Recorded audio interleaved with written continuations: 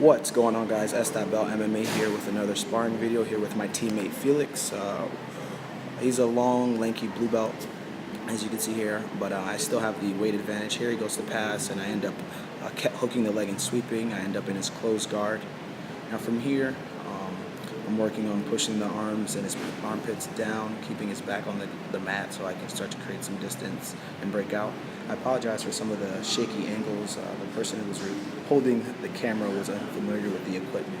So from here, I'm just working to get out of his guard. Here I'm able to get out, pass. He kind of hooks his leg in, and I just kind of pop him through and hop over, end up in mount. He does a good job of pushing my hips away.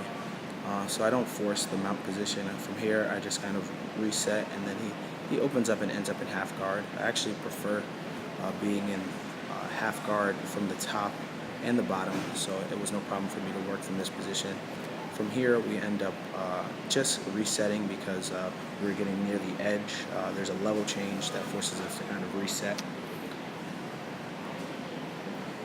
So from here, as we get things going, he gets his butterfly hooks in. So from here, I'm just basing my hips down. He's got double underhooks. So for me, my focus is getting over top and getting guillotine grips in. So from here, I secure the hook, the gable grip for the guillotine, and then from here, I pass my leg over, and then I'm able to get the tap. So as we get things going again, Felix again wants to start to work his butterfly guard.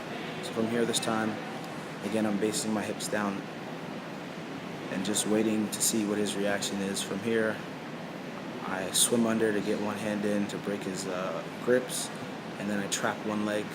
So as I trap the leg, I'm working on trying to get over. He's trying to regain his butterfly guard, and I'm able to pass. One of our teammates hops in the video. And from here, I end up in side control.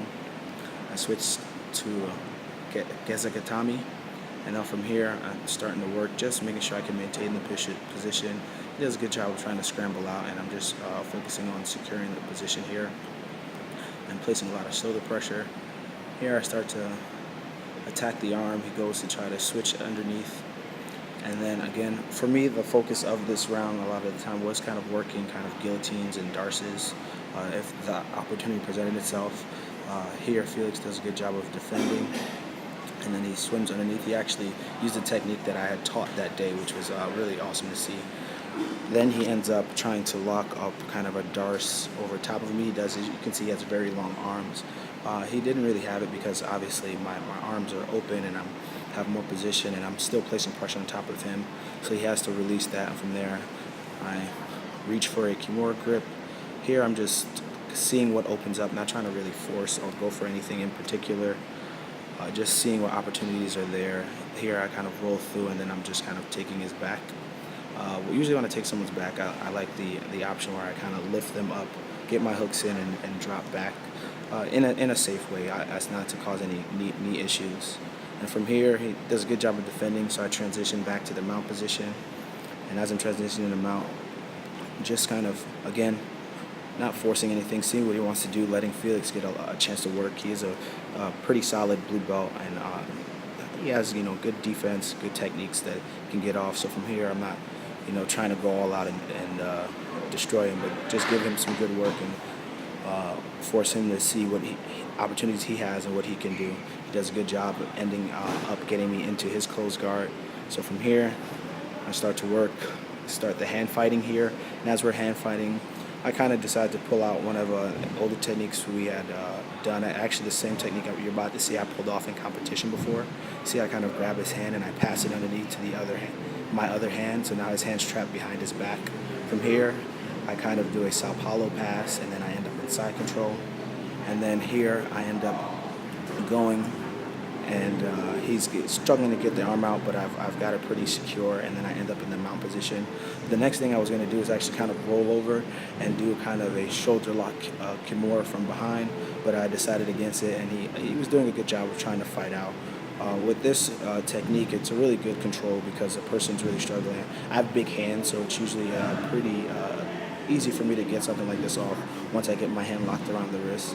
Here I end up just letting the hand go and placing some shoulder pressure.